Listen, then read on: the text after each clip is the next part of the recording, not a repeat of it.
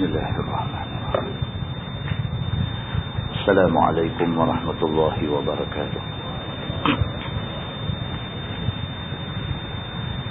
Alhamdulillah wa bihi nasta'in. Ashhadu an la ilaha illallah wahdahu la syarika lah. Wa ashhadu anna sayyidana Muhammadan 'abduhu wa rasuluh. ونصلي ونسلم على هذا النبي الكريم سيد المرسلين وعلى آله وصحبه أجمعين أما بعد. أيها المؤمنون اتقوا الله أوصيكم وإياي بتقوى الله فقد فاز المتقون. Muslimin dan muslimat, mudah-mudahan dirahmati Allah Subhanahu wa taala.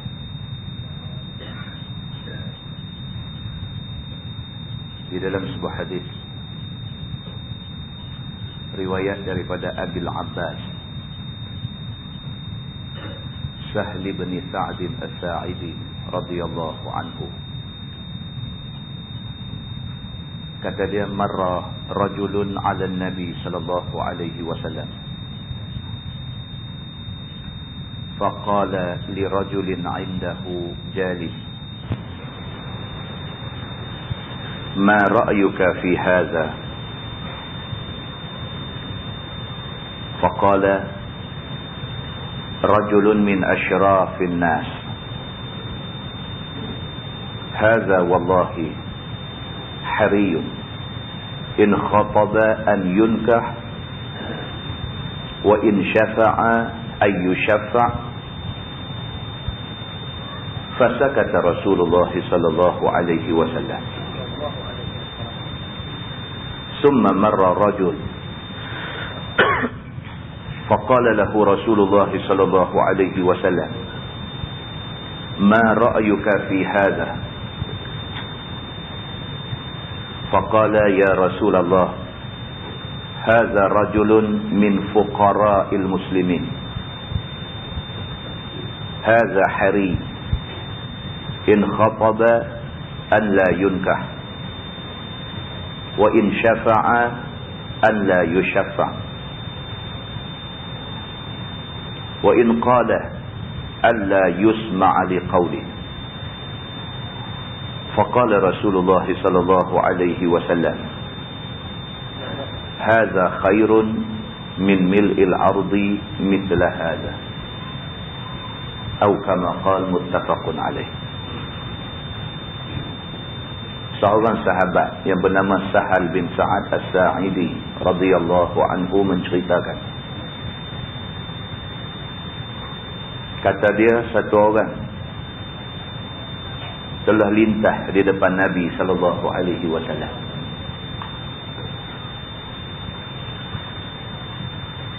Lalu Nabi sallallahu alaihi wasallam tanya kepada orang yang duduk di sebelah Nabi.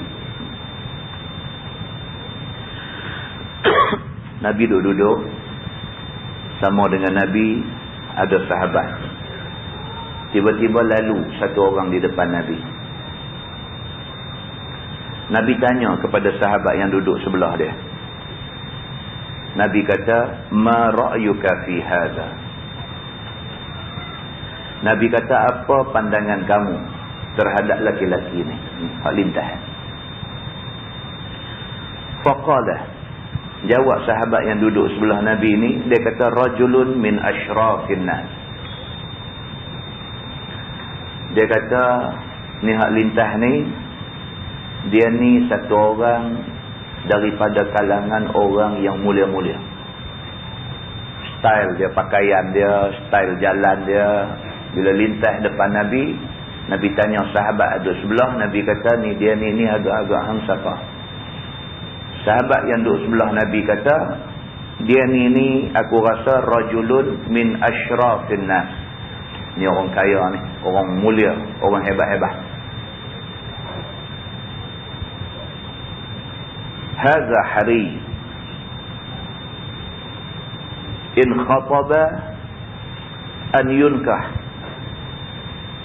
Kata sahabat yang duduk sebelah Nabi ni, dia kata, haza wallahi, dia kata ni, laki-laki ni demi Allah, hariyun, jelas dah dekat kita semua. In khataba an la yunkah. In khataba an yunkah. Kalau dia pergi meminang anak siapa-siapa, tentu orang bagi. Wa in syafa'a an yushafa'. Dia ni kalau dia minta tolong siapa-siapa, tentu orang tolong. Fasakata Rasulullah sallallahu alaihi wasallam. Nabi diam. Nabi tanya sahabat dia, agak-agak hang siapa dia ni? Sahabat ni kata, dia ni tentu orang kaya, dia ni tentu orang yang mulia, min asyrafin nas, daripada kalangan orang yang mulia-mulia. Orang macam ni, dia kata kalau sekiranya pergi meminang anak siapa pun, orang bagi. Dia ni kalau pergi minta tolong siapa pun, orang nak tolong dia. Pasal apa? Pasal dia somebody dalam masyarakat. Fasakata Rasulullah sallallahu alaihi wasallam. Nabi tak kata apa. Nabi tak ulas, Nabi tak komen, Nabi sengah saja. Summa marra rajulun. Kemudian mai pula satu orang lintas pula depan Nabi. Faqala lahu Rasulullah. Nabi kata dekat sahabat dia lagi sekali, ma ra'yuka fi hadza? Nabi kata, dia ni pula hang nak kata apa? Orang yang kedua lalu. Faqala ya Rasulullah, hadza rajulun min fuqara'il muslimin.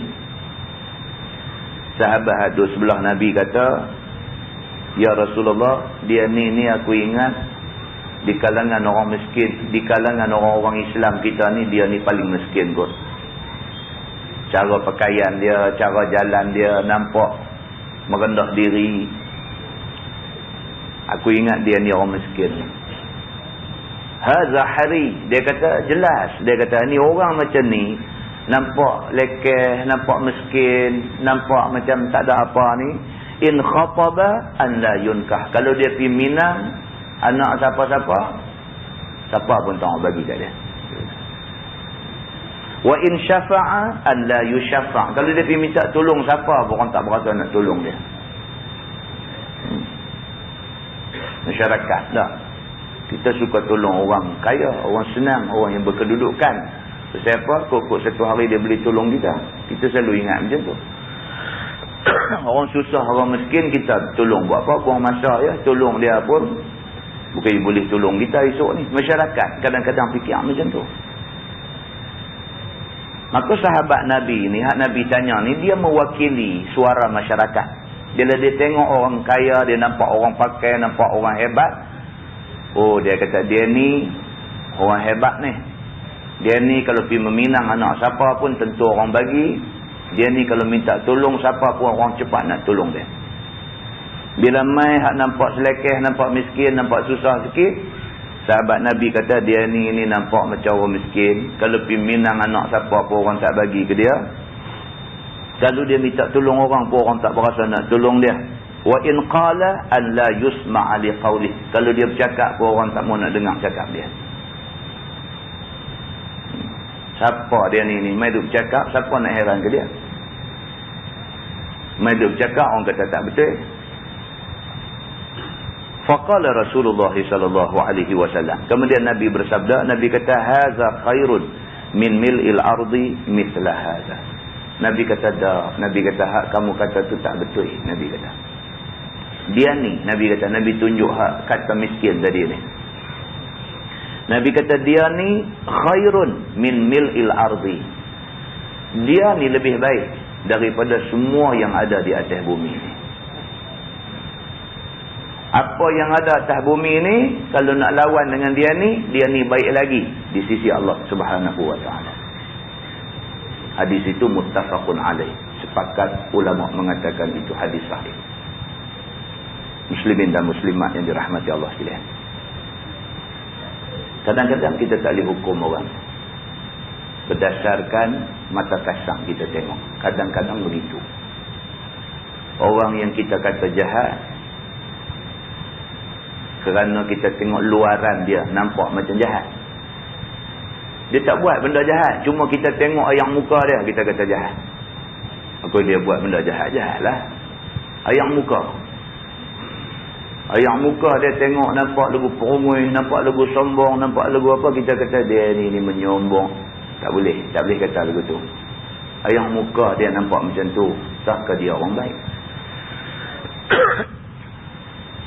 Tengok satu orang nampak muka manis elok, kita kata dia ni bagus. Kita kata bagus tu tak salah, pasal itu benda baik, tapi belum tentu dia bagus betul di sisi Allah Subhanahu wa ta'ala. Maka sahabat Nabi tadi bila tengok dua orang lalu, dia punya judgement, dia punya penilaian terhadap orang tu tak betul. Maka Nabi SAW kata kat dia, orang yang kamu kata dia ni tak ada apa, selekeh, kalau minang anak orang tak bagi, minta tolong pun orang tak mau tolong, kalau dia bercakap orang tak mau dengar ni, orang yang hang pandang lekeh selekeh ni, orang ni atas muka bumi ni baik dia lagi daripada segala-galanya. Muslimin dan muslimat yang dirahmati Allah sekalian.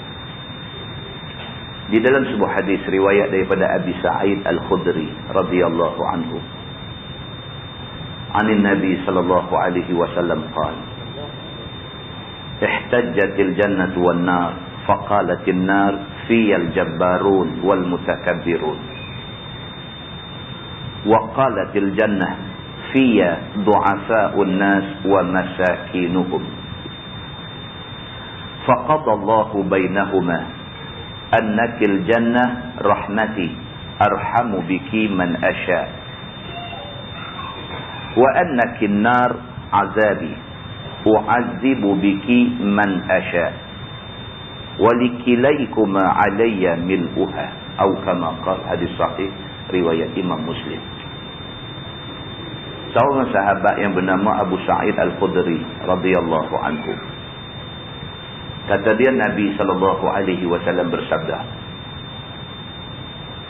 Nabi kata, syurga dengan neraka berhujah dan berbantah. Syurga dengan neraka duk lawan berhujah. Syurga kata macam ni, neraka kata macam ni. Faqalatin nar, maka neraka kata fiyal jabbarun wal mutakabbirun. Neraka kata dekat syurga, neraka kata di dalam aku esok ni, yang nak duduk dalam aku esok ni ialah golongan jabbar, golongan yang keras kepala, wal mutakabbirun, dan golongan yang sombong takabur. Neraka kata dekat syurga, dia kata aku ni an-nar, aku ni neraka. Allah Subhanahu wa ta'ala dah bagi tahu dah, yang nak masuk jadi penghuni aku esok ni al-jabbarun wal mutakabbirun. Yang pertama golongan jabbar, golongan yang keras kepala. Dan yang kedua al-mutakabbirun, golongan yang takabur, sombong, tolak Quran, tolak hadis. Waqalatil jannah, syurga pula kata dekat neraka, dia kata fiya du'afa'un nas wa masakinuhum. Dia kata nak jadi penghuni aku pula esok ni ialah yang pertama du'afa'un nas, manusia yang lemah-lemah. Manusia yang di atas dunia dulu orang duk pelekeh dia, orang duk buat lebih kurang kat dia, orang anggap dia ni melukut. Dia di atas dunia dulu orang tak peduli kat dia, tak ada siapa besar ke dia, tak ada siapa berasa nak sanjung, nak hormat dekat dia. Dia ni di atas dunia dulu du'afa'un nas, manusia yang dipandang lemah oleh orang lain. Ini nak jadi penghuni aku, kata syurga. Wa masakinuhum, dan syurga kata yang nak masuk ke dalam aku jadi penghuni aku esok ni ialah manusia yang miskin-miskin. Faqadallahu bainahuma, syurga kata, neraka kata, syurga kata, neraka kata, duk lawan berhujah. Faqadallahu bainahuma, maka Allah Subhanahu wa ta'ala memutuskan di antara kedua mereka. Allah interact, masuk campur. Allah kata annakil jannah rahmati, kamu wahai syurga, kamu adalah rahmat aku. Arhamu biki man asya, Tuhan kata aku akan bagi rahmat dengan kamu ni siapa yang aku nak. Tuhan kata Hang tak boleh kata, lah ni hang tak boleh kata yang akan masuk ke dalam hang esok ni du'afa'un nas wa masakinuhum. Orang-orang yang dhaif di atas dunia dan orang-orang miskin. Hang tak boleh kata. Sebab tak semestinya orang miskin semua boleh masuk syurga.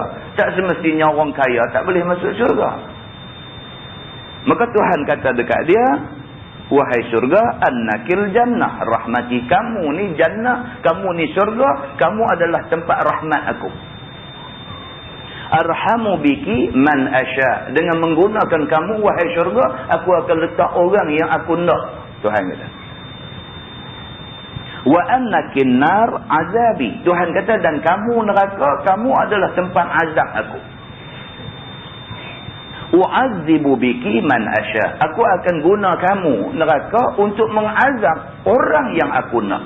Tuhan kata.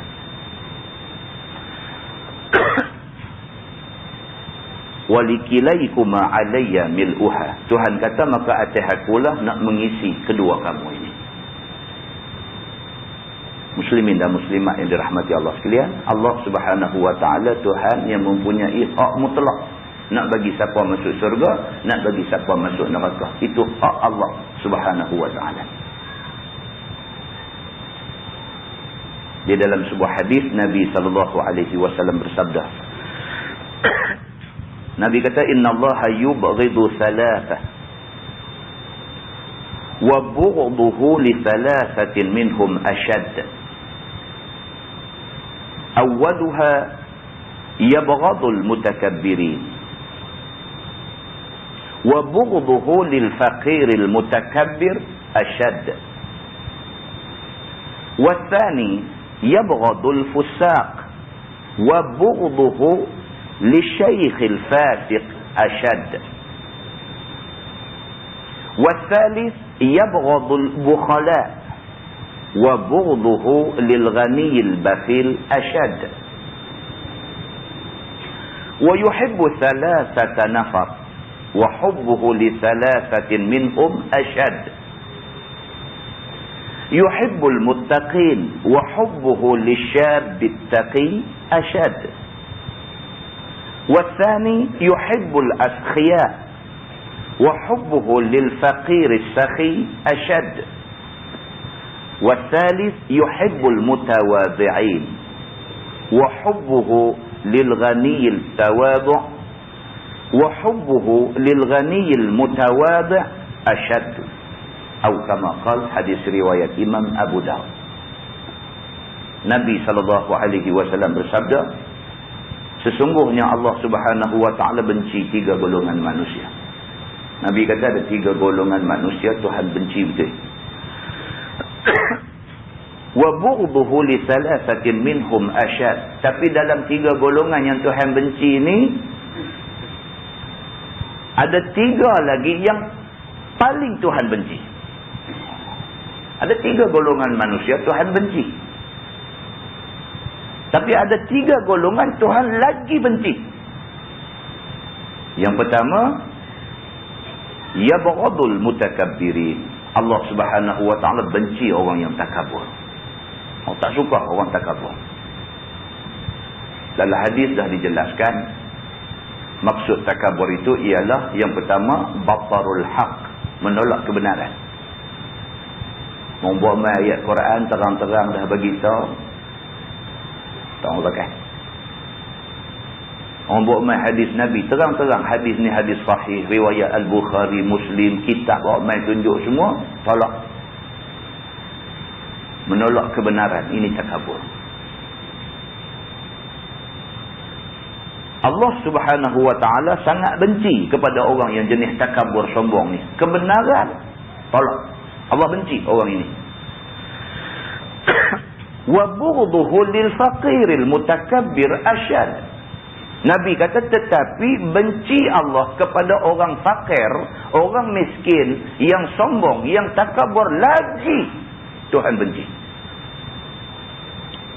Orang miskin, orang fakir, sepatutnya dah miskin, dah fakir, tak usah sombonglah. Dah, sudahlah fakir, sudahlah miskin, tak sedar diri, sombong dengan Tuhan pula. Hak ni lagi Tuhan benci.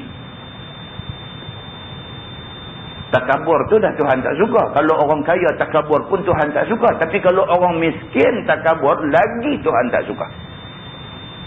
Begitu. Yang kedua, dia kata, yabghadul fusaq. Allah benci kepada orang-orang yang fasik. Orang yang jahat dalam agama. Dia tahu benda tu Tuhan tak bagi buat, dia buat. Tu jahat. Terang-terang dah tahu aurat orang lelaki-lelaki ni pusat dengan lutut. Pakai seluar pendek. Berjalan petang-petang kot dalam kampung kot, dalam taman perumahan. Orang yang buat kerja macam ni, dia tahu benda tu tak boleh. Dia pergi buat juga. Dia buat dalam keadaan dia tahu benda tu salah dari segi hukum agama. Dia buat juga. Dia fasik. Dia jahat. Wa bughdhuhu li syaikhil fasiq ashad. Nabi kata, tapi Allah lagi benci kepada orang tua yang jahat. Kalau budak-budak jahat pun Tuhan benci. Bukan kata tak apa tak. Kalau budak muda jahat pun Tuhan benci juga. Tapi kalau orang tua duk jahat lagi Tuhan benci.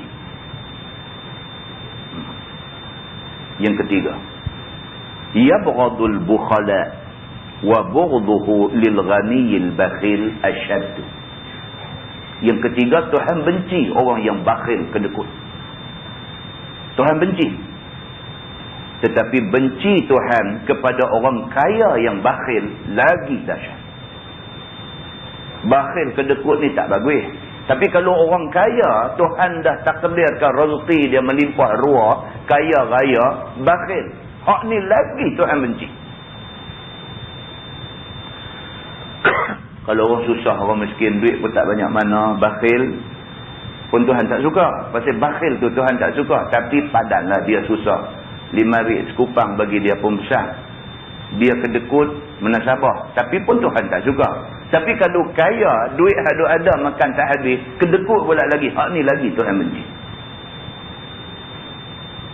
Nabi kata, wa yuhibbu salasata nafar. Dan Allah Subhanahu wa ta'ala kasih kepada 3 golongan manusia.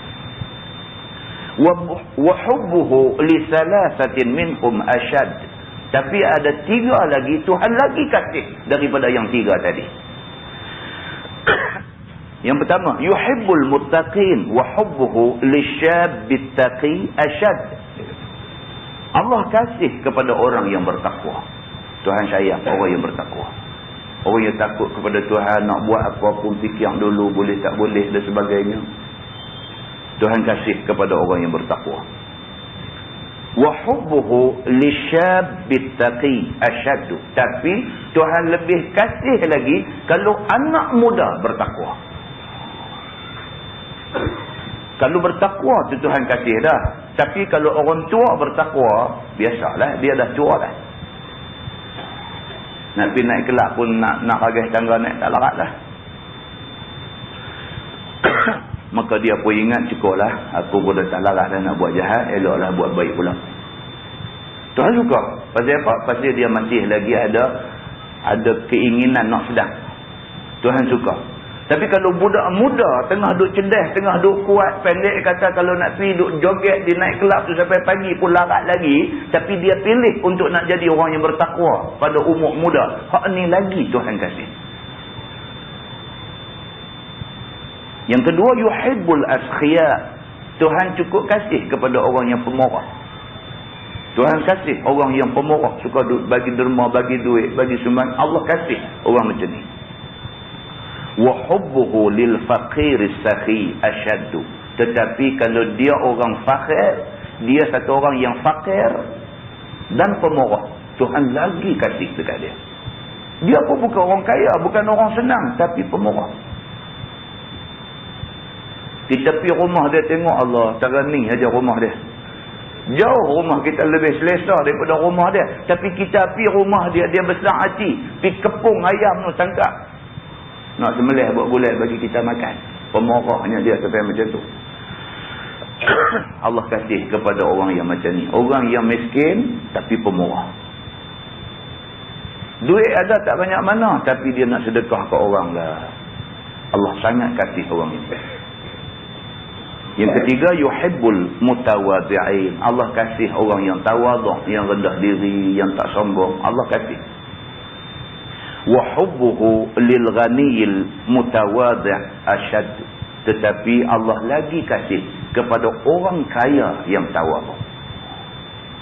Patutnya kaya, berkedudukan, berpangkat ni dia boleh sombong lah. Padahallah dia ada duit, padahallah dia pangkat besar, dia boleh sombong. Tapi dah, tawaduk. Allah lagi kasih orang ni. Muslimin dan muslimat yang dirahmati Allah. Hadis ni pun cukup. Habuan kita nak tidur tak boleh fikir, balik renung balik. Hadis ringkas tapi makan dalam.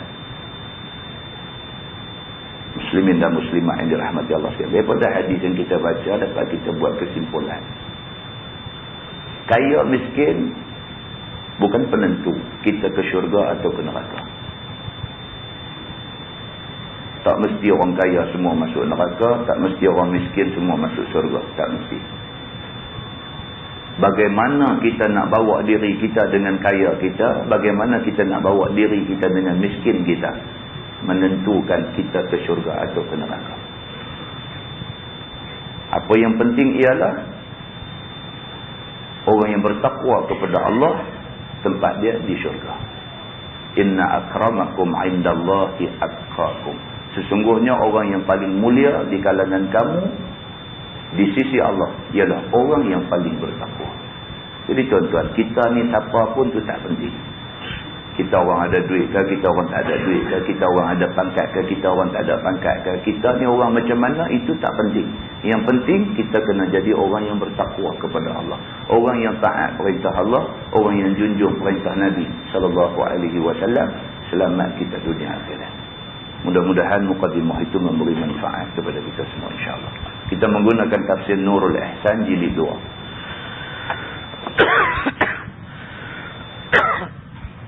Muka surat 162. Muka surat 162. Kita masih lagi berada di dalam tafsir Suratul Taubah.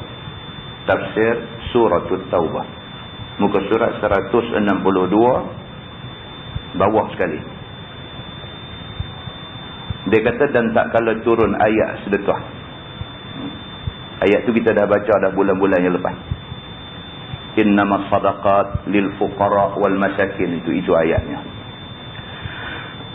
Bila turun ayat ini, maka datang Abdul Rahman bin Auf dengan sedekah yang banyak. Bila turun ayat menganjurkan orang Islam suruh bersedekah, salah seorang sahabat Nabi yang terkenal kaya ni, Abdul Rahman bin Auf,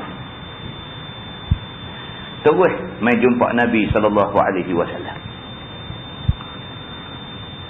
Dia bawa 40 uqiyah emas. Bawa emas 40 uqiyah.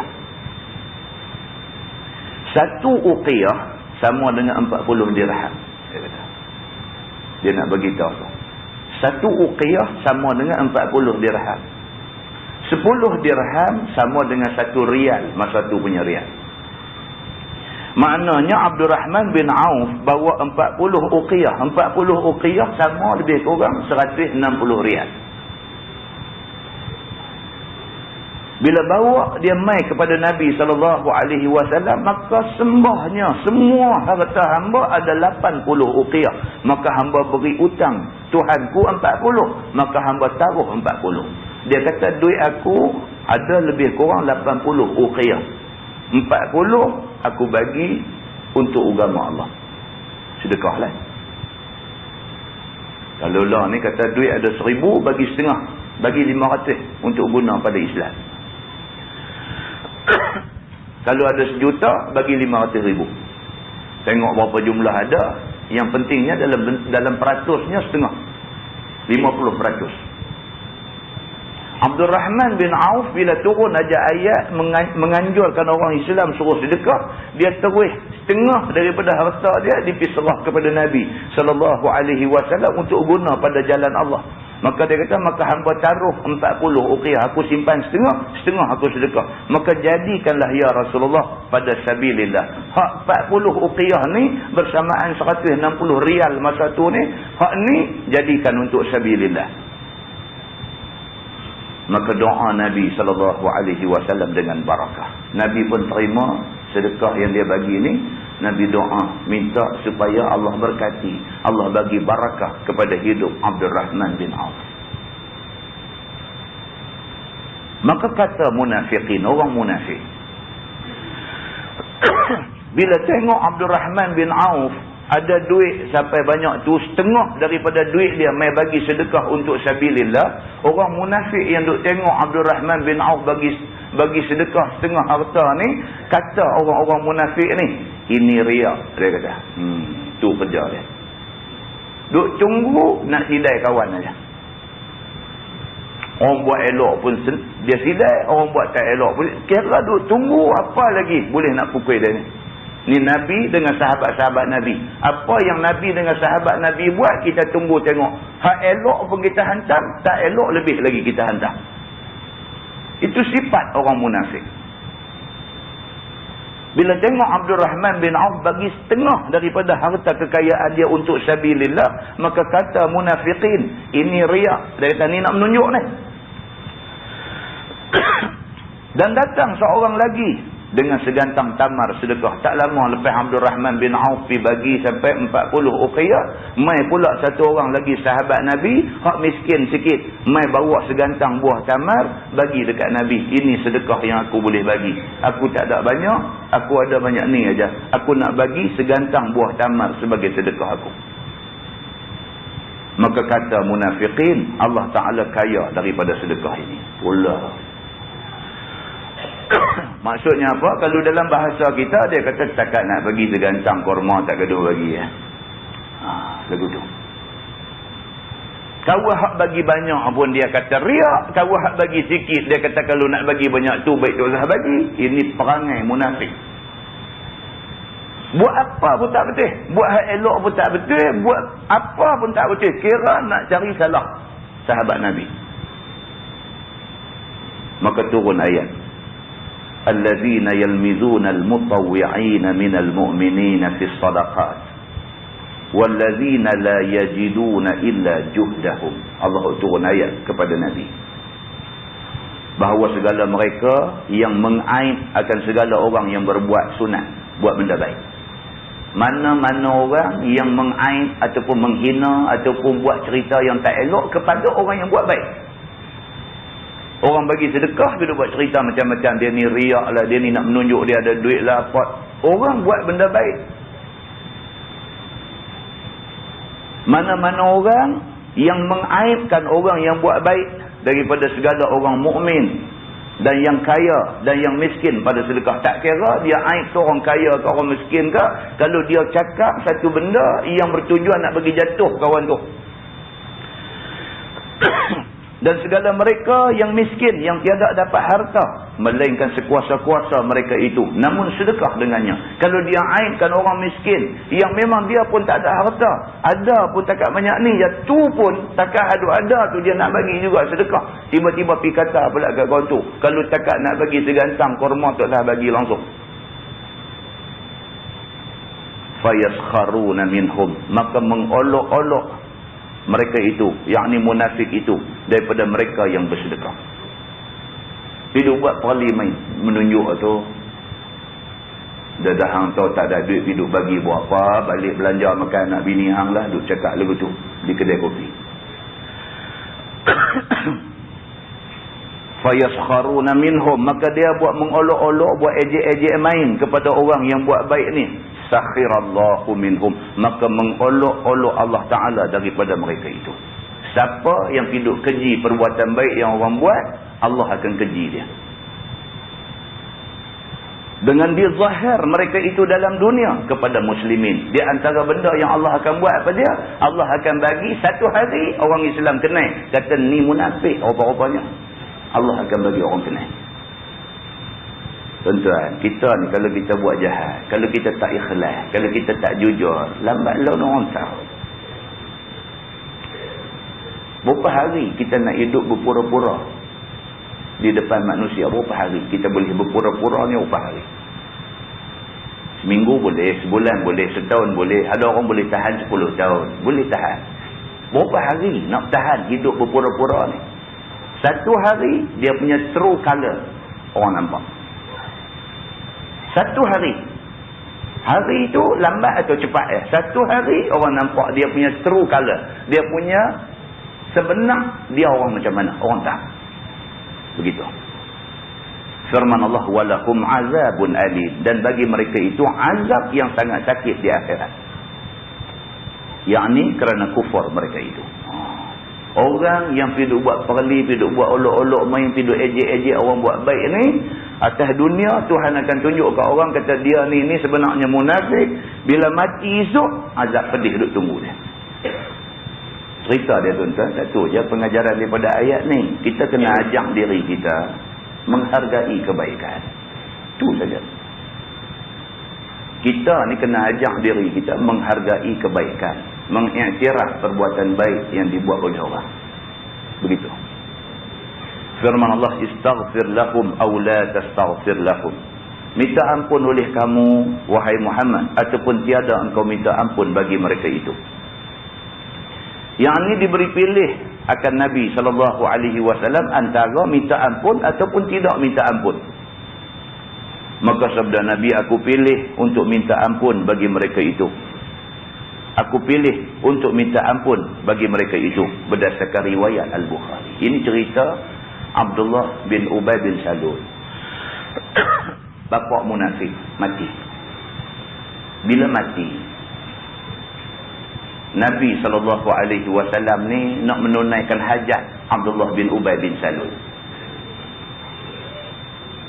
Dia kepala munafik di Madinah. Apa dia tak kata dekat Nabi, fitnah apa yang dia tak lempang dekat Nabi. Walaupun dia punya duk kata, punya duk lempang fitnah dekat Nabi, tapi dalam hati dia mengaku Nabi orang baik. Sebelum dia mati, dia pesan dekat anak dia. Anak dia pun nama Abdullah juga. Dia pesan dekat anak dia, kalau bapa mati esok, hampir minta jubah Nabi duk pakai tu buat kapan bapa. Dan minta Nabi semayang mayat bapa. Tapi kalau orang mai tanya dia, Nabi Muhammad ni tak ada yang baik. Semua jahat, dia ni pecah belah masyarakat kita, dia ni lugu tu lugu ni, dia ni gila kuasa, dia ni macam-macam kata dekat Nabi ni. Tapi bila duk nazak, bila duk sakit kuat nak mati, pesan dekat anak, kalau bapa mati, kapan bapa dengan jubah Nabi pakai. Macam kebanyakan orang hari ni lah, dia kadang-kadang dia sakit mata tengok orang pakai ketiak putih, kadang-kadang dia sakit mata tengok orang ada janggut, kadang-kadang dia sakit mata tengok orang main masjid, kadang-kadang dia sakit telinga dengar orang duk mengajar agama, kadang-kadang dia jenis orang macam tu. Tapi bila sakit kuat, pergi cari orang tu juga main untuk nak tengok apa bentuk badan kat dia. Awak dia tak panggil kaki macam dia juga. Awak yang dipanggil orang hak dia duk hina dengan mulut dia selama ni, inilah golongan yang dia duk hina. Tapi pasal apa? Bila dalam keadaan dia genting dah, dalam keadaan dia nak mati bila-bila masa, pasal apa? Masa tu pergi cari orang hak dia duk hina dengan mulut selama ni, pasal apa? Pasal manusia ni dia tak boleh bohong diri dia. Dalam diri dia, dhamir dia. Hati satu, dhamir, hati kecil dia. Hati kecil dia tahu ni orang baik. Hati kecil dia tahu ni orang hak dia duk hina dengan mulut ni, hati kecil dia tahu ni orang baik, ini orang amanah, ini orang jujur, ini orang tak buat dosa, ini orang tak minum arak, ini orang tak pergi naik kelab, ini orang, dia tahu orang hak dia duk hina dengan mulut tu, dia tahu, hati dia tahu ini orang baik. Abdullah bin Ubay bin Salul tahu kata Nabi Muhammad ni baik, bukan tak tahu, tapi atas sebab-sebab yang tertentu dia attack Nabi, dia serang Nabi habis-habisan, dia gasak Nabi cukup-cukup. Tapi bila dekat nak mati, pesan dekat anak dia. Nabi pula yang kata Nabi Muhammad SAW, Nabi kita yang kita sanjung tinggi ni, Nabi ni pula bila dah mati sungguh Abdullah bin Ubay bin Salul ni, dia tunai hajat Abdullah bin Ubay bin Salul. Dia bagi jubah dia untuk buat kapan Abdullah bin Ubay bin Salul. Dan dia nak pergi semayang mayat Abdullah bin Ubay bin Salul. Sayyidina Umar Al-Khattab larang dia.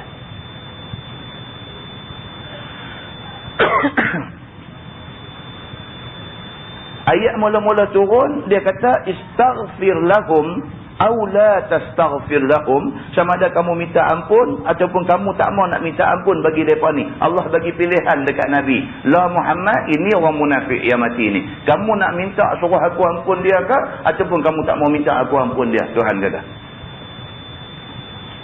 Nabi bila turun ayat ni, Nabi kata apa? Aku akan minta suruh Tuhan ampun dia. Punya baik hati Nabi ni. Orang yang selama ni duk attack dia, duk gasak dia, duk buat masalah kepada dakwah yang dia duk buat dan sebagainya, Nabi nak minta ampun. Dah dia ni mati, Nabi nak minta ampun kepada Allah. Nak minta Allah ampun ni kepala munafik ni. Turun pula ayat, in tastaghfir lahum 70 marrah falan yaghfirallahu lahum.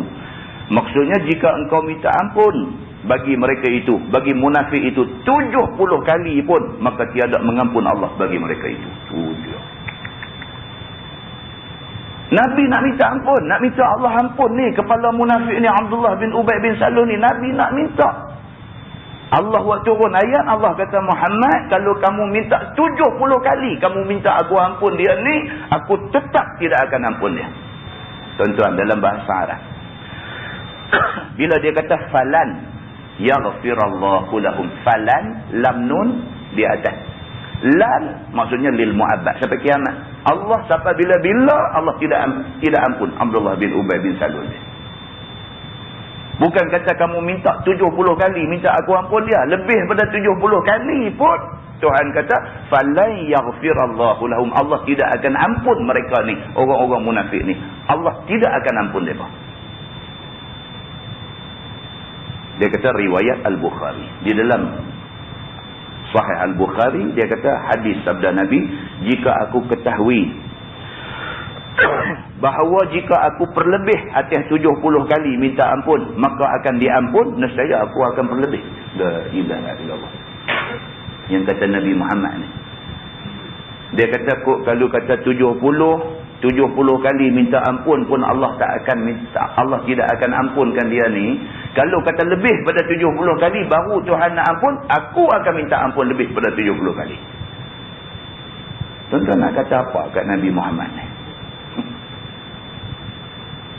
Umat dia lah, Abdullah bin Ubay bin Salul ni pun umat dia lah, hidup zaman dia, masuk Islam, mengucap kalimah syahadah dan sebagainya, umat dia. Lepas tu terang-terang pergi buat benda yang macam ni. Jadi munafik besar di Madinah. Macam tu punya buat pun Nabi nak minta Allah ampunkan juga orang ni. Ni yang kata Nabi terlalu amat sayang kepada umat dia. Nabi sayang ke kita ni. Nabi cukup sayang ke kita ni. Tak mana kita sayang Nabi sallallahu alaihi wasallam. Macam tu. Firman Allah, zalika bi annakum kafaru billahi wa rasulih. Bermula yang demikian itu dengan sebab bahawasanya mereka itu kufur dengan Allah dan Rasulnya. Yang Allah marah sangat kepada munafik ni sampai minta ampun banyak mana pun Allah tidak akan ampun mereka. Pasal apa Allah marah sangat? Kerana mereka ni kafaru billahi wa rasulih. Kerana mereka bantah, mereka engkar Allah dan Rasul. Kerana tu Allah tidak akan ampun dia. Tuan-tuan, faham dia apa tuan-tuan? Faham dia kita tak boleh bantah Tuhan dengan bantah Nabi. Tak boleh. Ni duk baca ayat Quran ni, setiap satu patah perkataan hak Tuhan sebut ni, sami'na wa ata'na, kita dengar dan taat, tak boleh bantah. Hadis Nabi yang kita duk baca ni, walaupun jumpa hadis yang bertentangan dengan amalan kita, bertentangan dengan apa kita duk buat, kita kena dengar apa hak Nabi kata, bantah tak boleh. Bantah Allah, bantah Nabi menyebabkan jadi macam apa yang menimpa Abdullah bin Ubay bin Salul. Firman Allah, wallahu la yahdil qaumal fasiqin. Dan Allah Ta'ala tidak hidayah akan segala kaum orang-orang yang fasik. Kalau kita memilih untuk nak jadi jahat, jadi fasik, maksudnya jadi jahat atas dunia ni, Allah Subhanahu Wa Ta'ala tak akan bagi hidayah dekat kita. Pasal kita pilih untuk jadi jahat. Begitu. Firman Allah, farihal mukhallifuna bimaq'adihim khilaf Rasulillah wa karihu an yujahidu bi amwalihim wa anfusihim fi sabilillah. Telah suka, yang ini telah seronok oleh segala orang yang ketinggalan daripada perang Tabuk itu, yakni dengan duduk mereka itu di Madinah. Ini cerita perang Tabuk. Bila mai perintah perang Tabuk, Nabi ajak semua orang-orang Islam yang ada di Madinah ni, jom kita pakat-pakat turun dalam perang Tabuk. Ada sebahagian uzur tak boleh nak pergi kerana sebab-sebab yang tertentu, sebab-sebab syar'i, tua, sakit dan sebagainya. Yang ni satu golongan diberi keuzuran. Ada satu golongan lagi, duk sihat elok, duk kaya raya, duk senang, duk apa elok saja, tak mau pergi perang. Mereka tak mau pergi. Lepas tu bila Nabi turun pergi perang dengan orang-orang yang nak pergi, mereka pakat duk sembang sama-sama mereka. Duk sembang-sembang, duk seronok, duk buat gelak-gelak main. Mereka rasa mereka boleh penghubung Nabi. Kemudian daripada berjalan Nabi SAW pergi ke perang Tabuk, sama ada dengan izin ataupun tiada. Dan benci mereka itu bahawa pergi berperang mereka itu dengan harta mereka itu, dan sendiri mereka itu pada perang sabilillah. Orang yang tak mau pergi perang ni pasal apa? Pasal mereka benci dengan perang. Pasal apa? Pasal perang ni menyebabkan mereka terpaksa hilang harta nak pergi perang. Masa tu bukan ada siapa sponsor. Bukan ada syarikat-syarikat Melo kan, SKP kan nak sponsor nak pergi perang tu, tak ada. Pergi perang dah satu pasal dah. Nak pergi tu kemungkinan hilang nyawa memang dah ada. Nak pergi tu atas biaya sendiri. Sudahlah sanggup nak pergi perang, bermakna sanggup untuk mati. Sudahlah sanggup untuk mati, sanggup untuk hilang nyawa, kena belanja duit sendiri pula nak pergi perang ni. Maka orang munafik tak mahu. Apa ni nak pergi buang duit, nak pergi duk cari mati dalam perang ni? Oh, tak mau. Ini sikap orang munafik. Tak mau. Waqalu, dan kata mereka itu, kata pula puak munafik tak mau pergi perang ni, setengah kepada setengah duk cakap sama-sama dia, la tanfiru fil harri, jangan kamu keluar pada waktu hangat ini. Piduk hasud pula orang dah buat keputusan nak pergi perang sama dengan Nabi tu, pergi hasud pula. Kita duk pergi lah ni musim panas ni, pergi nak cari apa? Pergi cari sakit. Dia tak mau pergi, itu satu pasal. Pergi hasud orang, jangan bagi pergi sama dengan Nabi SAW. Ini munafik. Tuan-tuan, ni sifat-sifat dia duk cerita ni, kita kena faham lah. Kita jangan buat kerja macam tu. Orang buat kuliah mengaji, kita tak mau pergi, sudah bila dia abang kau orang selalu pergi dah satu pasal. Dia cuba hasut orang supaya semua pakat-pakat tu sapi. Sikap itu sikap munafik. Kalau pergi ajak orang, pengaruh orang jangan pergi panpet, tak apa. Kalau pergi ajak orang, pergi pengaruh orang jangan pergi buat benda maksiat, tak apa. Ni pergi pengaruh orang jangan pergi dengar ceramah agama, jangan pergi dengar mengaji agama je. Apa ke satu benda yang pergi buat ni? Ini kerja dulu dibuat oleh munafik, dibuat oleh Abdullah bin Ubay bin Salul. Pasal apa kita hari ni pergi buat macam ni? Belajar tafsir ni bukan setakat nak dengar cerita. Nak dengar cerita Allah bin Ubay bin Salul ni siapa, dia ni lagu mana, awak dia ni siapa dia. Bukan setakat tu aja, tapi kita nak ambil pengajaran daripada cerita tu. Firman Allah, la tanfiru fil harri. Dia pergi hasud, jangan keluar kerana ini musim panas. Qul nar jahannam ashaddu harran law kanu yafqahun. Kata olehmu ya Muhammad, neraka Jahannam itu lebih sangat hangat daripada ini. Allah suruh Nabi Muhammad pergi habang balik dekat orang ni, siapa yang tak mau pergi perang Tabuk ni dengan alasan musim ni musim panas, aku nak bagi tahu satu. Allah Subhanahu Wa Taala suruh habang dekat hangpa semua, neraka esok lagi panas daripada musim panas ni. Jika ada mereka itu ketahui, tiada ketinggalan mereka daripada perang Tabuk. Dia kata kalaulah orang ni betul-betul faham pahala yang Allah janji kepada orang yang turun dalam perang Tabuk ni, tentu mereka pergi. Hujan ke, ribut ke, musim apa ke, panas terik ke, kemarau ke apa ke, mereka akan pergi. Kerana janji Allah Subhanahu Wa Taala jauh daripada yang kita sangka. Firman Allah, "Falyadhaku qalilan wal yabku katsira." Maka hendaklah gelak suka mereka itu, yakni munafik itu, sikit dalam dunia ni. Dan akan teriak dan duka banyak di akhirat, di dalam neraka nanti. Tuhan kata, masa hampa nak gelak seronok ni sah saja. Hampa mati esok, hampa tahu itu bermula zaman duka, zaman teriak hampa. Teriak tu start daripada mati sampai bila-bila.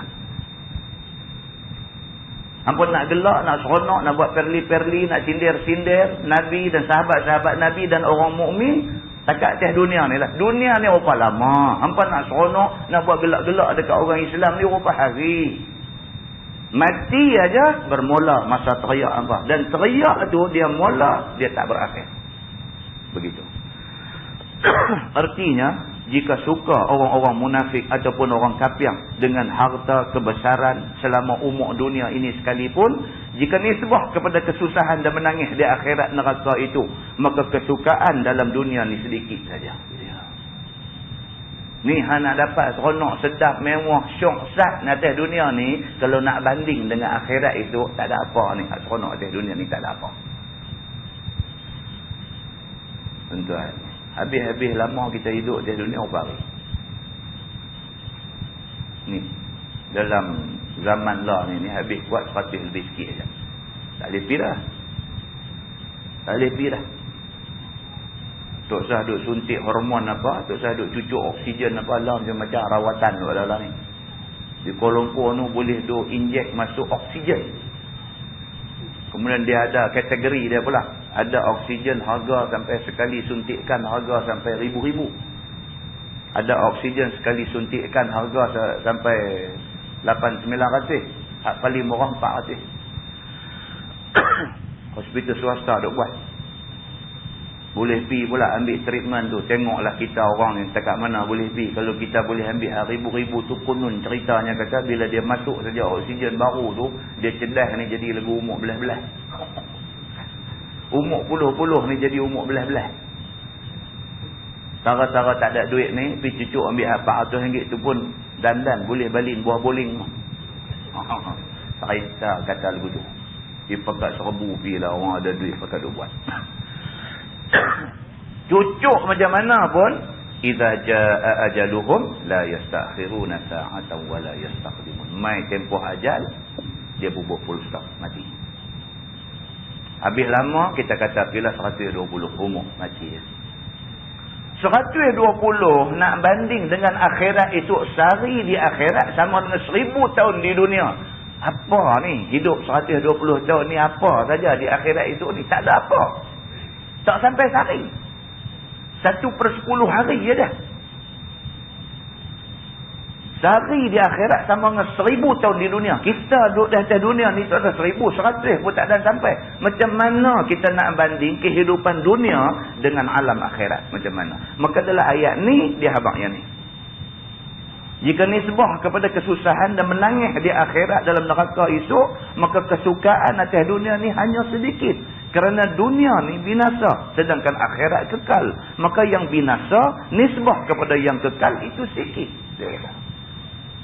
Nak banding benda yang binasa dengan benda kekal, bukan bandingan lah. Kita nak banding dunia dengan akhirat. Dunia satu hari binasa, akan mai hari kiamat, hari kebinasaan. Akhirat tu kekal selama-lama. Nak banding benda hak sat dengan benda hak kekal, bukan bandingan. Begitu. Firman Allah, jazaa'an bima kanu yaksibun. Itulah balasan dengan barang yang ada usaha mereka itu daripada mengolok-olok Allah dan Quran dan Rasul. Tuhan balas orang yang di atas dunia ni duk mengolok-olok Tuhan. Baca-baca ayat Quran. Quran kata as-sariqu was-sariqatu faqta'u aydiyahum. Pencuri laki-laki, pencuri perempuan potong tangan. Hidup buat sembang main-main. Boleh ke nak buat nak potong tangan orang mencuri? Cara sembang tu main-main lah. Cara cakap tu macam apa Tuhan ni? Hukum macam tu pula hidup dalam Quran. Cara bercakap tu macam perli Tuhan. Macam dia tu pandai daripada Tuhan. mengolok-olok Allah dalam dunia. Mengolok-olok Nabi SAW, baca hadis Nabi, duk beritahu Nabi ni pakaian Nabi lagu ni, Nabi ni lagu ni duk baca-baca. Oh, kalau nak ikut lagu ni semua kan naik unta. Cara cakap tu perli Nabi. Nak ikut cara Nabi berpakaian, ikutlah. Tak mau ikut janji tutup aurat, sudahlah. Jangan pergi buat cakap perli lagu tu.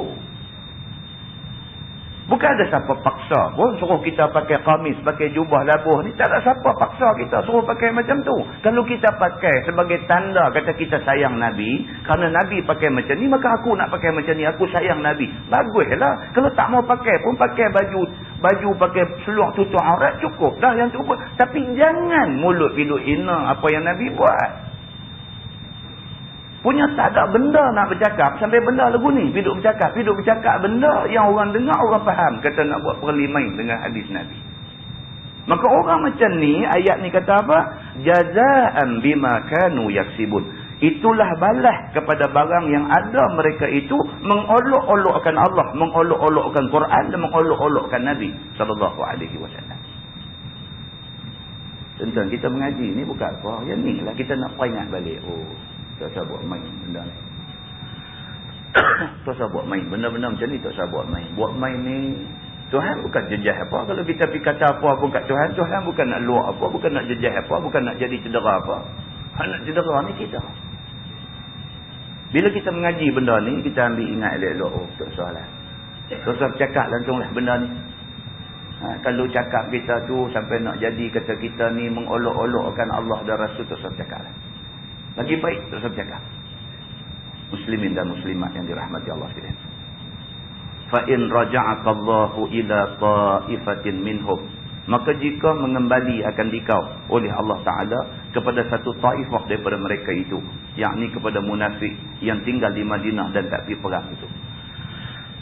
Tuhan kata, wahai Muhammad, ni kamu keluar perang Tabuk. Sekejap lagi kalau kamu panjang umur, kamu tak mati dalam perang Tabuk, kamu balik ke Madinah, kamu akan jumpa balik puak-puak munafik yang tak ikut pergi perang ni. Kamu akan jumpa balik mereka di Madinah ni. Fasta'zanuka lil khuruj, maka minta izin mereka itu, yakni munafik itu, akan dikau pada keluar perang yang lain. Tuhan abang dah dekat Nabi Muhammad, sekejap lagi hang balik perang ni, hang jumpa balik muka-muka munafik ni, apa mereka nanti buat? Mereka nanti main jumpa hang dan main duk mengaku depan hang, ni ya Rasulullah, lepas ni kalau ada perang saya orang yang mula nanti pergi. Mereka akan kata macam tu. Tuhan kata, Tuhan tahu dah. Tadi ni masa duk kutip nama nak ajak pergi perang tadi, macam-macam alasan lah. Aku lah yang tu, yang ni nak tinggal ayam itik payahlah, apa banyak alasan, tak boleh. Maka Nabi pun pergi perang dengan orang-orang yang nak berperang. Bila dah habis perang, Tuhan abang dah dekat Nabi Muhammad, sekejap lagi kamu balik, sekejap lagi puak munafik yang duk bagi alasan macam-macam tadi, mereka akan main jumpa kamu. Mereka jumpa kamu, mereka akan kata depan kamu, lagi sekali kalau jadi perang kami akan pergi. Ni munafik. Faqul lan takhruju ma'iya abada walan tuqatilu ma'iya aduwa. Tuhan kata, maka kata olehmu wahai Muhammad bagi mereka itu. Kalau balik sekali lagi mereka kata lagu tu, hang jawab balik dekat mereka, jangan kamu keluar serta aku selama-lama. Kalau balik sekali lagi mereka pakat mai temonye-monye muka, mai duk beritahu kata lagi sekali kami pi lah apa semua, hampir jawab dekat mereka satu aja, pi beritahu lan takhruju ma'iya abada, selama-lamanya kalau jadi perang 1000 kali lagi pun hang tak saya ikut aku. Dan jangan kamu berperang serta aku akan satu seteru pun. Pihak abang dekat mereka, kalau jadi perang sungguh pun, seteru main depan pun hang tak sabar apa, biar aku lawan dengan seteru ni, hang tak sah. Oi, Tuhan tegas pula dalam bab ni. Kita duk baca Bismillahirrahmanirrahim, dengan nama Allah Tuhan Maha Pemurah Maha Penyayang. Nampak macam Tuhan ni boleh lebih kurang, nampak macam boleh ajak sembang, nampak macam boleh buat table talk, nampak macam tu. Dah. Dia ada waktu Tuhan tegas. Ada waktu Tuhan tegas. Dalam bab ni Allah Subhanahu Wa Taala sangat tegas. Allah kata dah dekat Nabi Muhammad, kamu balik sekejap lagi depan nanti main duk cemonye-monye depan kamu, depan nanti janji kata lagi sekali jadi perang kami nanti turun. Hang jawab dekat mereka, lagi sekali ke, lagi 1000 kali ke perang, muka hang aku tak mau tengok.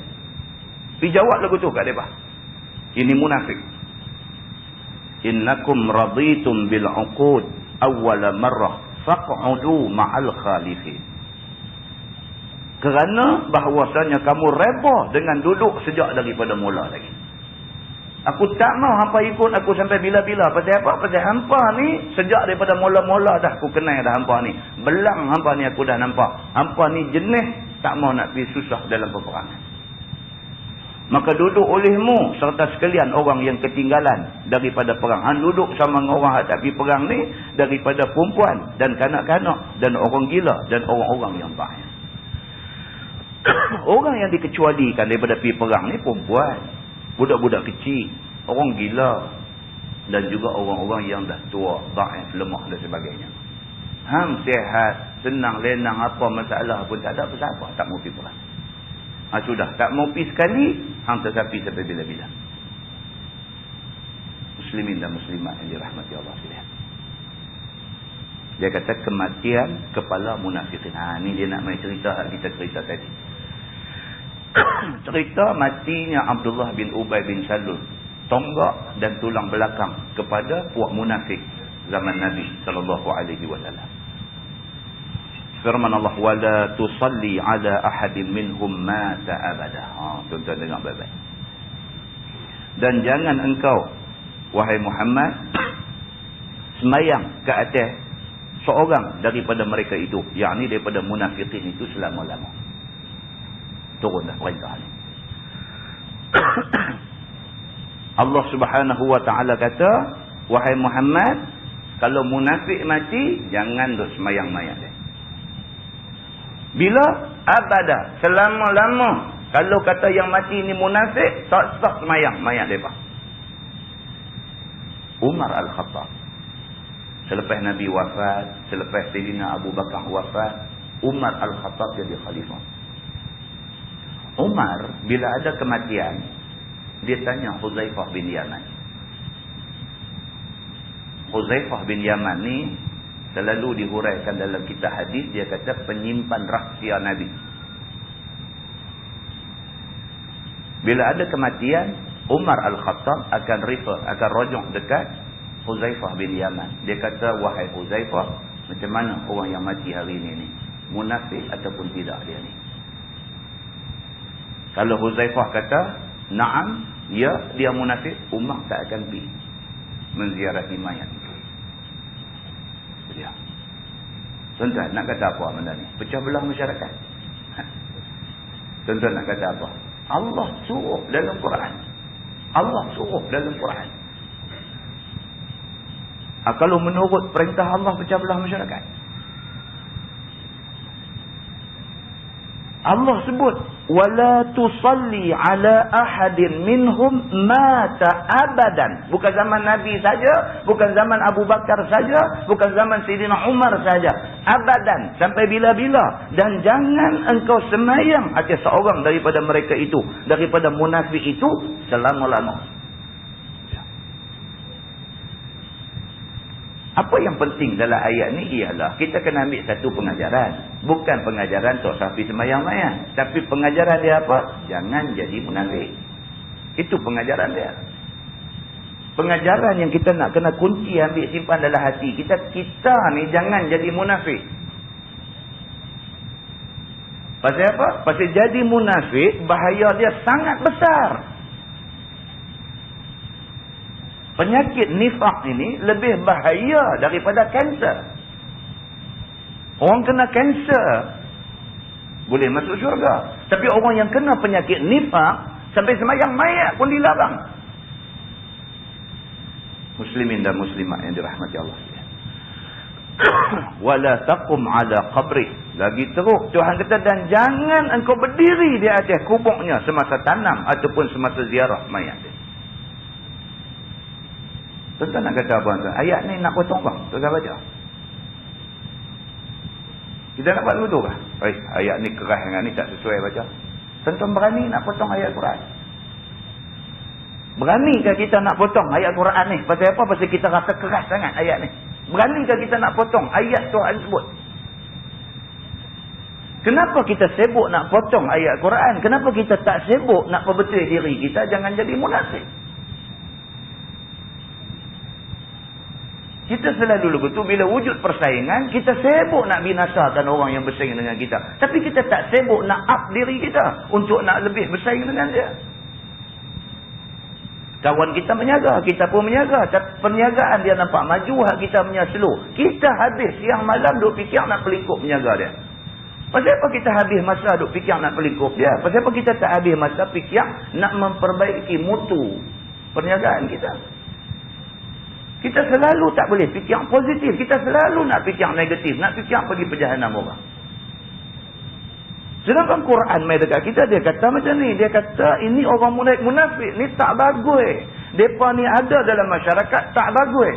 Maka oleh kerana mereka ni sangat tak bagus, mereka ni perlu diberi satu pendidikan. Apa dia pendidikan dia? Yang pertama, kalau dia mati, jangan semayang mayat dia. Kalau seorang kena, hak lain takut. Tidak cukup dengan Allah larang daripada pergi semayang mayat dia. Wala taqum ala qabri. Dalam tafsir dia kata yang dimaksudkan jangan engkau berdiri atas kuburnya ialah jangan engkau pergi berdoa di atas kubur dia.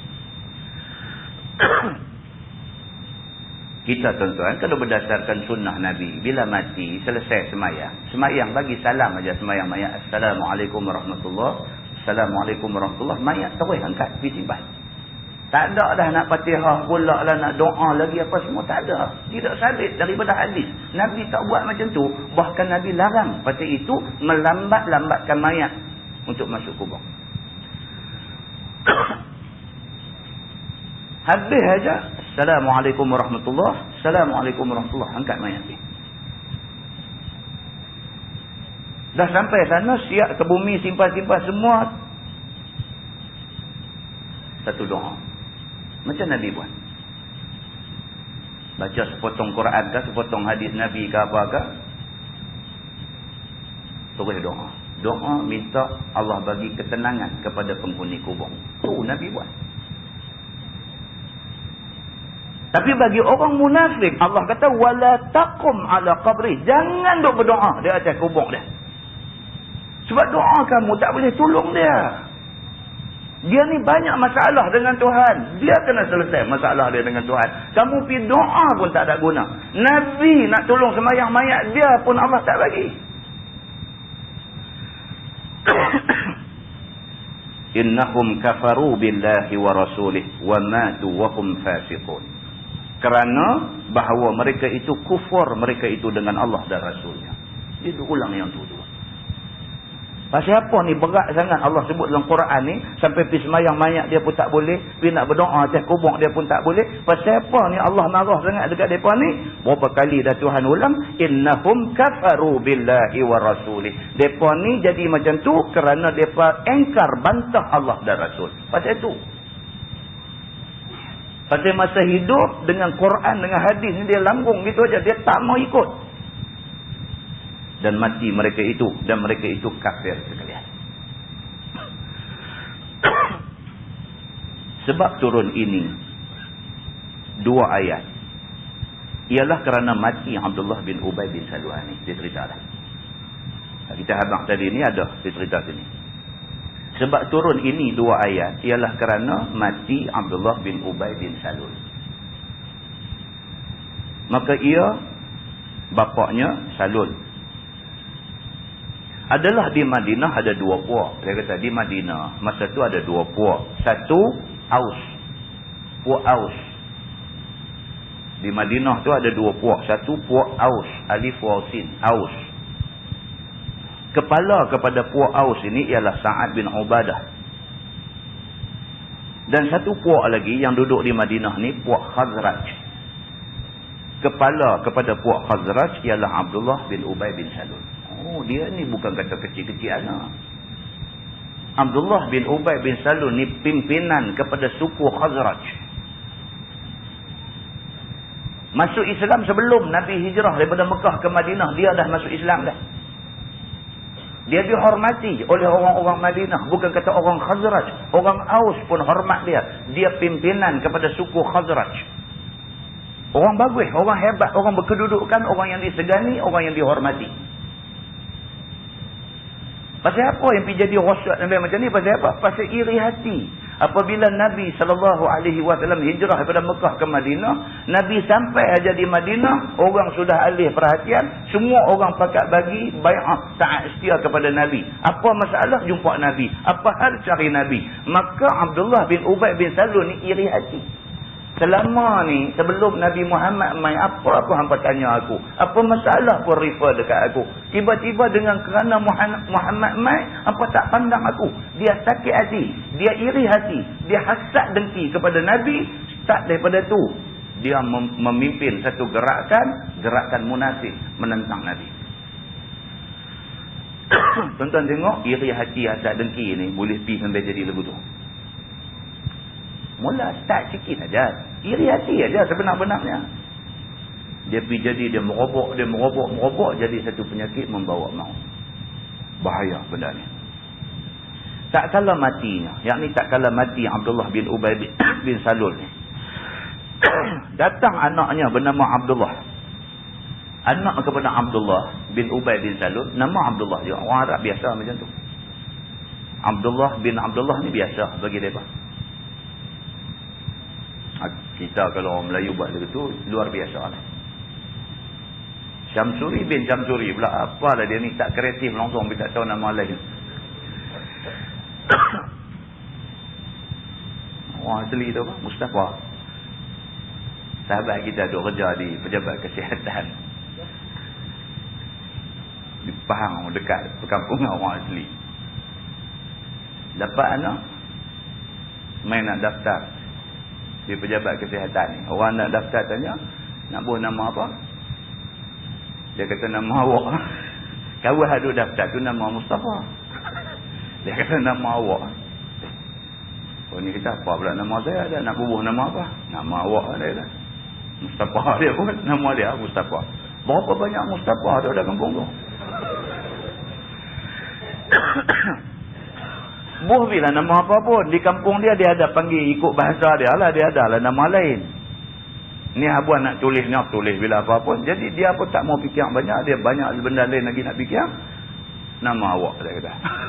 Kawan ni pun dia pula nak tolong fikir pula nama Buh dia Mustafa, Muhammad Mustafa. Itu masuk kelas cikgu je nak. Nak kena panggil Mustafa A, Mustafa B, Mustafa C, punya banyak Mustafa dalam kelas. Orang Arab pun dia tak bubuh sampai 2-3 anak dia. Anak dia seorang aja dia bubuh. Kalau dia nak bubuh nama apa nama dia pun seorang aja. Maka anak kepada Abdullah bin Ubay bin Salul ni, nama dia Abdullah juga. Dia kata, maka persilakan Rasulullah sembahyang atas bapa dia. Bila pak dia Abdullah bin Ubay bin Salul mati, anak dia pergi jumpa Nabi, minta, dia kata, hajat bapa aku. Sebelum dia mati, dia dah beritahu dia nak kamu sembahyang mayat dia. Dan minta baju Nabi SAW untuk buat kafan bapa dia. Dan dia kata, bapa aku berhajat, jubah kamu pakai ni. Dia minta nak buat kafan dia.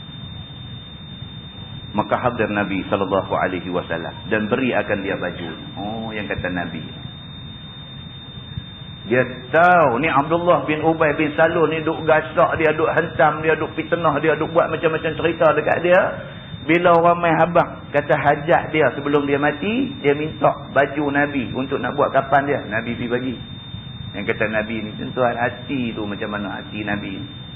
Dendam tak ada langsung. Suci bersih. Pergi bagi baju. Maka tak kala berdiri Rasulullah, maka masuk Sayyidina Umar. Bila dah main nak semayang mayat, Nabi nak berdiri nak semayang mayat. Abdullah bin Ubay bin Salul. Masuk Sayyidina Umar. Maka kata Umar, adakah tuan hamba sembahyang ke atas dia?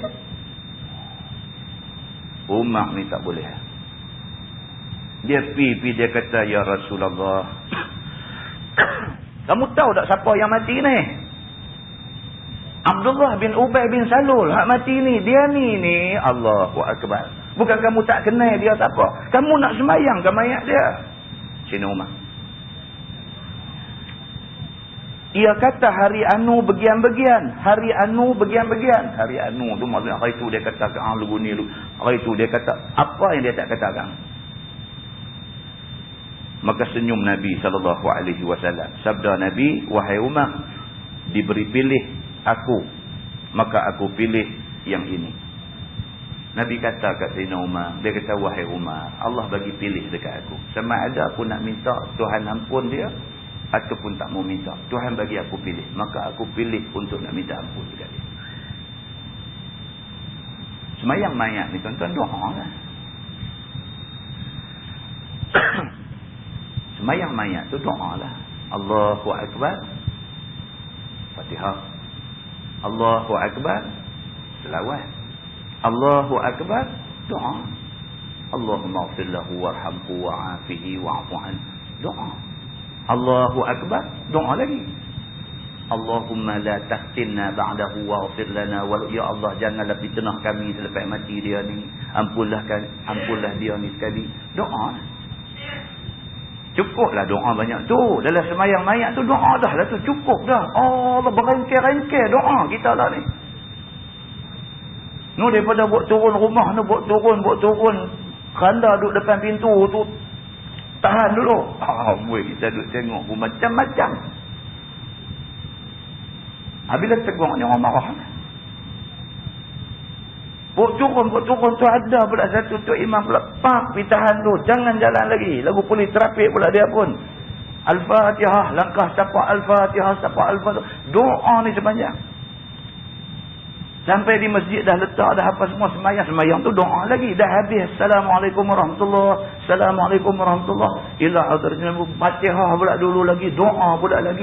Perintah agama suruh segerakan mayat.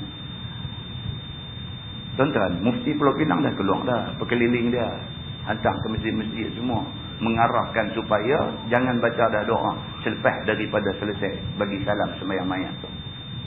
Bantah dia buat lagi. Mufti punya fatwa pada Palambung nak heran apa orang lain. Susah ke tuan-tuan? Kita nak ubah benda yang tak disuruh oleh Nabi, kita nak buat benda yang Nabi suruh. Susah kan? Kalau benda hak Nabi tak suruh, kita pergi duduk rengkeh nak buat yang tu susah. Ni benda Nabi. La ilaha illallah. Hak duk buat dah tu nak stop tu dah buat pasal Nabi tak suruh. Nak stop ni susah kan? Muslimin dan muslimat yang dirahmati Allah sekalian. Ini cerita dia. Anak Abdullah bin Ubay bin Salul minta Nabi pergi jadi imam. Sayyidina Umar mai, dia kata, ya Rasulullah, betul ke kamu nak semayang juga mayat Abdullah bin Ubay bin Salul ni? Nabi jawab dekat dia, Allah bagi aku pilih. Sama ada aku nak minta ampun dekat dia ataupun tidak. Aku pilih yang ni. Nabi kata, aku pilih untuk nak minta ampun dekat dia. Ni, nak jadi imam semayang ni, nak minta ampun untuk dia. Allahumma ighfir lahu. Ya Allah, ampun dia ni. Warhamhu. Ya Allah, bagi rahmat kepada dia. Aku pilih untuk nak berdoa supaya Allah ampun dia. Jika aku ketahui aku lebih atasnya 70 kali, maka diampun, maka aku akan lebih atasnya. Nabi kata dekat Sayyidina Umar, dia kata, wahai Umar, kalau sekiranya Tuhan habaq kat aku kata nak minta ampun bagi dia ni kena minta lebih pada 70 kali, aku akan minta lebih pada 70 kali.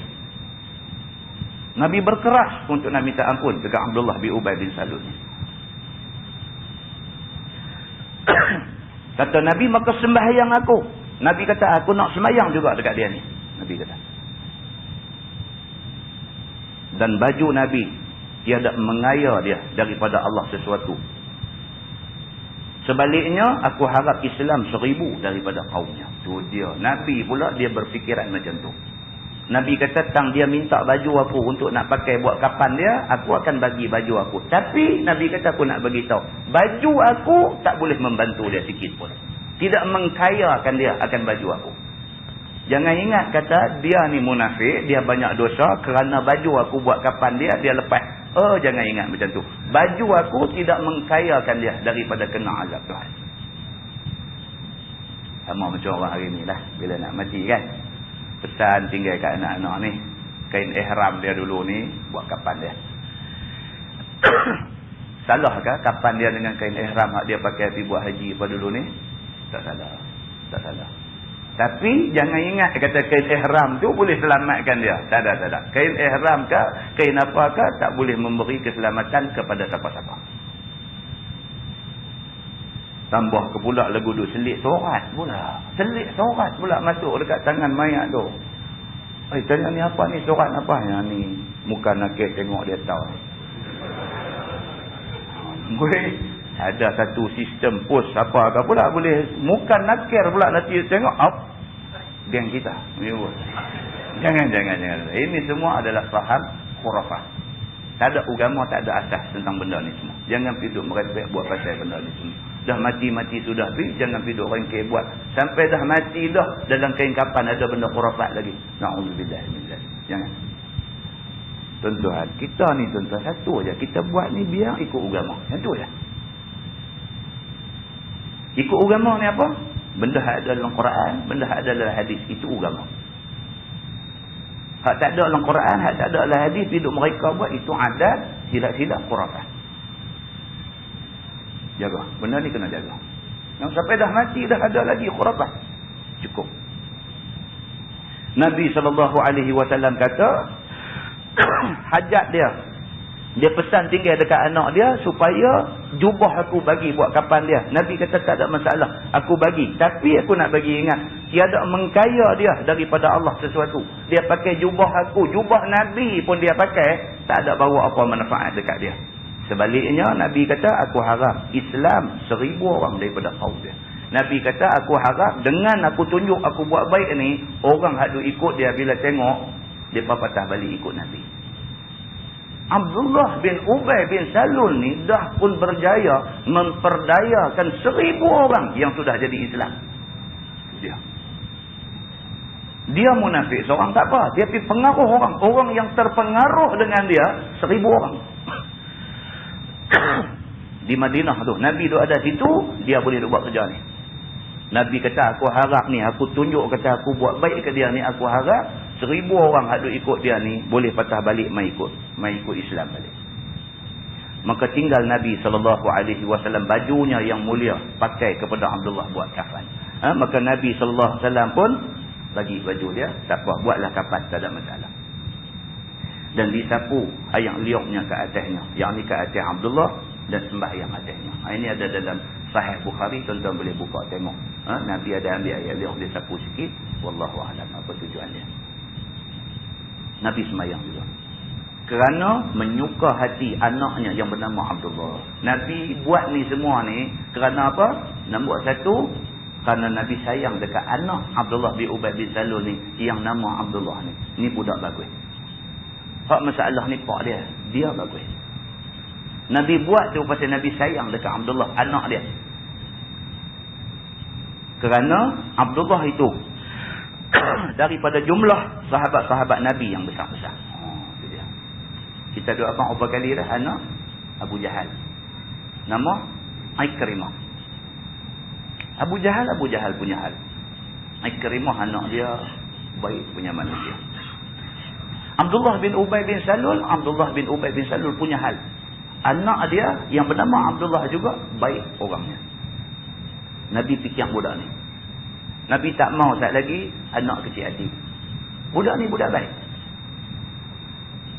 Dan Abdullah, anak kepada Abdullah bin Ubay bin Salul ni daripada jumlah sahabat-sahabat Nabi yang besar-besar. Maka tak kala lihat kaum Abdullah bin Ubay bin Salul ambil barakah dengan baju Nabi, maka Islam 1000 orang daripada mereka itu.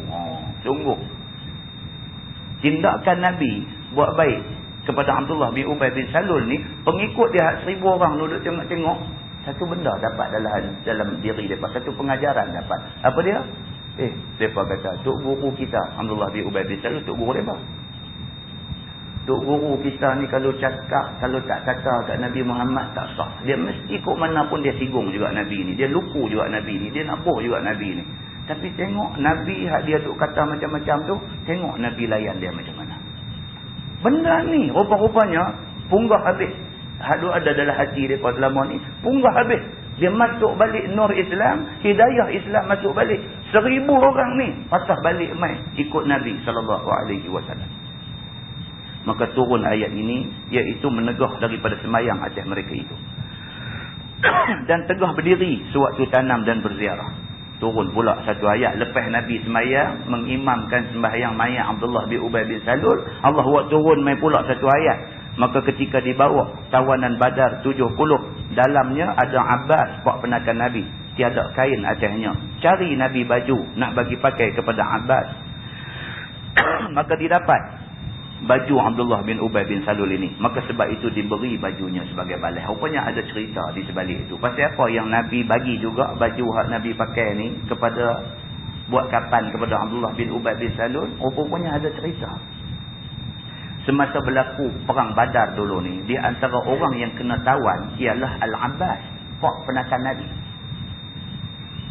Al-Abbas masa tu tak Islam lagi, lawan Nabi. Kita dah baca dah dalam ayat dulu ni yang dia kena tawan apa semua ni. Al-Abbas ni dia kena tawan. Masa dia kena tawan tu baju tak ada. Nabi tengok pak penakan. Walaupun dia kafir, dia lawan Nabi masa tu, tapi pak penakan. Nabi tengok pak penakan dia masa kena tawan baju tak ada. Nabi nak bagi baju, nak bagi pakai baju. Duk cari siapa ada baju lebih semua pun tak ada. Abdullah bin Ubay bin Salul ni. Ni yang kata pak munafik ni, dia bagi baju dia. La ilaha illallah. Yang munafik, yang pergi buat lagu tu. Dia qasad. Mengenangkan dia pernah bagi baju dia untuk dipakai oleh Al-Abbas, pak penakan Nabi. Maka bila dia mati, dia minta baju Nabi. Nabi bagi baju Nabi kat dia. Pasal apa? Pasal nak balas balik, dia buat baik dekat pak penakan Nabi. So ingat hadis yang kita tu baca 2-3 kali dah, yang Nabi pesan aku tinggal 2 je kat hangpa. Apa dia? Yang pertama Quran, kitabullah. Yang kedua ahlu baiti, ahli keluarga aku. Nabi kata ahli keluarga aku. Sahabat kata siapa ahli keluarga ni? Nabi kata siapa lagi? Di antara yang disebut selain daripada Ali, selain Al-Abbas, Nabi sebut. Nabi sayang sangat dekat Al-Abbas. Kan? Itu cerita masa perang Badar, bila Al-Abbas kena tangkap duduk dalam tawanan, Nabi tak boleh tidur. Kita dah baca dah di masjid ni dulu. Nabi tak boleh tidur. Walaupun dia tahu pak penakan dia ni ditangkap kerana menyertai pihak kafir, tapi Nabi tak boleh tidur. Pak penakan. Nabi beranak-beranak mai tak pernah tengok pak. Bapak dia dah mati awal dah. Dia dalam kandungan, bapak dia dah mati, tak pernah tengok bapak. Dia mata dia ni pernah jamak rupa batang tubuh pak penakan. Di antara dia Al-Abbas.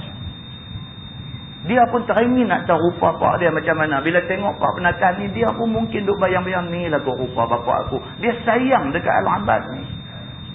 Dia tak boleh tidur. Tapi Nabi nak mengarahkan supaya Al-Abbas dibebaskan, tak boleh. Pasal Al-Abbas ditangkap kerana menyertai pihak kafir. Nabi tak boleh.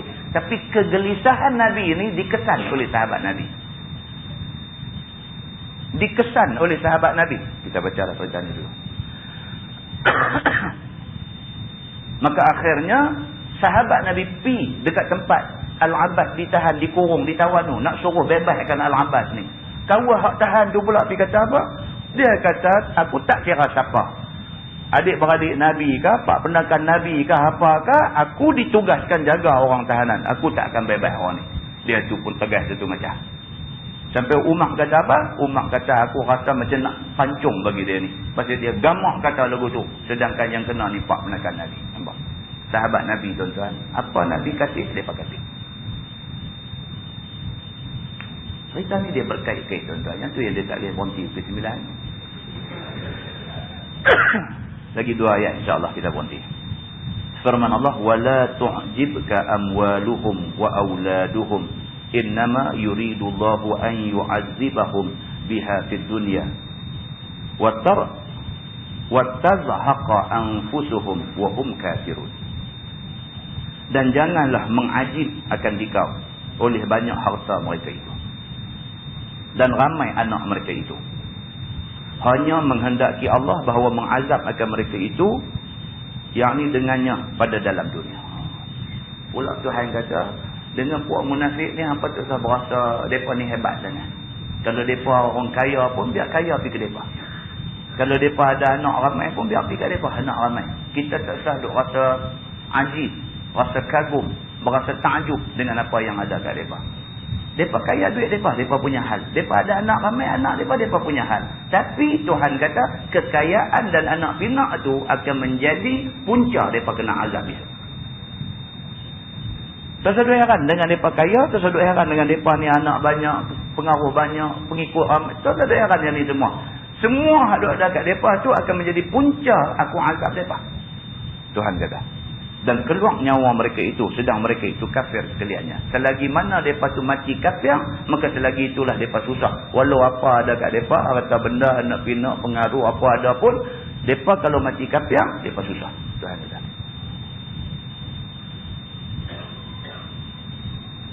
Wallahu a'lam. Lepas ni kita sambung ayat 86, wa iza unzilat suratun an aminu billah wajahidu ma'a rasulih. Ayat lepas ni dia nak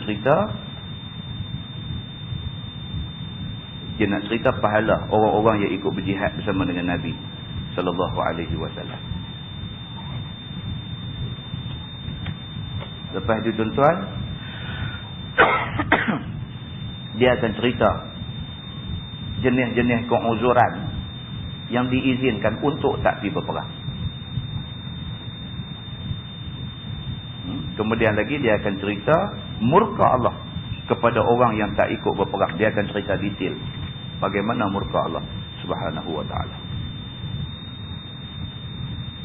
Kita pun cerita nak menghukum munafik ni sebenarnya cerita berat. Kan? Kita kata ginilah.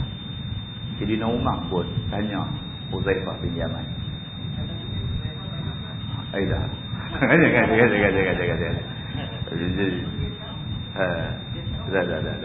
Dah. Huzaifah bin Yaman tahu orang tu munafik bukan kerana 3 alamat tu, tapi kerana kita sebut tadi dia adalah penyimpan rahsia Rasulullah.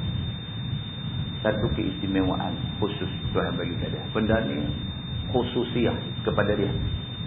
So kita nak kata la ni ramai orang tak boleh. Itu anugerah Allah kepada Huzaifah bin Yaman. Jadi cerita lagu ni, adakah kita lah boleh buat satu checklist 3 alamat kan? Bila berjanji dia mungkar, bila bercakap dia bohong. Ni alamat-alamat Nabi sebut ni, kita buat senarai, kita perhati orang. Dia ni satu kita dua raih cukup. Dia mati kita tak pergi. Boleh tak buat lagu tu? Tak boleh. Tak boleh. Sebab kita tak diberi kelebihan untuk nak tahu secara langsung-langsung tentang benda ni. Kan? Jadi cerita lah ni untuk yang samar-samar. Setakat nampak dia biasa bercakap bohong. Tengok ramai pun biasa bercakap bohong. Kan? Setakat janji dia mungkir. Tengok ramai lah orang lah ni janji mungkir. Setakat benda-benda yang macam ni, yang samar-samar ni belum lagi boleh kita hukum kata dia munafik, kita tak boleh semayang-mayang. Tak boleh lagi. Dalam bab menghukum ni kena amat-amat berhalus. Tak boleh. Dan jadi kalau nak tanya pula, jadi lah ni ada tak ada ustaz orang yang macam Abdullah bin Ubay bin Salul? Wallahu a'lam. Kan? Wallahu a'lam. Tak senanglah kita nak letak satu orang munafik, satu orang kafir, satu orang apa. Tidak semudah itu. Hatta hadis yang kata man taraka salatan muta'ammidan faqad kafara jihara. Zahir hadis tu nampak sangat tegas. Siapa yang tinggal sembahyang muta'ammidan saja tinggal, faqad kafara jihara. Dia kafir yang nyata. Kalau terjemah takat tu aja. Kafir ni sembahyang-sembahyang pun jadi begitu. Tengok macam mana ulama syarah hadis tu. Bila tengok dia kata barang siapa yang tinggal sembahyang sengaja dan dia sampai ke peringkat mengubah hukum. Sembahyang tu hukum dia fardu wajib, dia dikata tarat apa kata sembahyang 5 waktu ni fardu wajib. Dia kata tarat wajib apa siapa nak buat. Itu baru faqad kafara jihar. Bila mai peringkat tafsiran, ulama dia dah beralih lah. Dia tak boleh buat tafsiran rambang dan menghukum orang. Takut kita salah menghukum. Sebab Islam dia lebih macam ni. Dia lebih kepada lebih baik tidak menghukum daripada menghukum secara zalim. Itu kaedah dalam agama. Hingga ke dalam kes kesalahan hudud pun. Dia kata idra'ul hududa bisyubhat. Gugur hukum hudud tak boleh dilaksanakan kerana ada syubhat. Kerana satu syubhat ada, hukum tak boleh dilaksanakan. Syubhat macam mana? Ada 4 orang saksi melihat zina berlaku. 4 orang saksi melihat zina berlaku. Bukan tengok laki-laki perempuan duk bertindih badan aja, bahkan nampak zina tu berlaku, nampak secara sahih. Tapi daripada 4 orang tu seorang pakai cermin mata. Pakai cermin mata sudah jadi syubhat. Sudah jadi syubhat. Cermin mata ni saya tak boleh jadi saksi bagi kes zina. Tak boleh. Sebab dia boleh membuka kepada pintu syubhat. Maka dengan kerana tak cukup seorang, dia mau 4 orang, tak cukup seorang, idra'ul hudud. Nabi kata, hukum hudud digugurkan. Kalau kita dah expect aku power cukup. Agama dia lebih baik tidak menghukum daripada kita menghukum dia tiba-tiba berlaku satu kezaliman kat dia orang. Jadi agama sangat halus dalam bab ni. Jadi kita baca tadi bukan dengan tujuan kita nak membawa orang kepada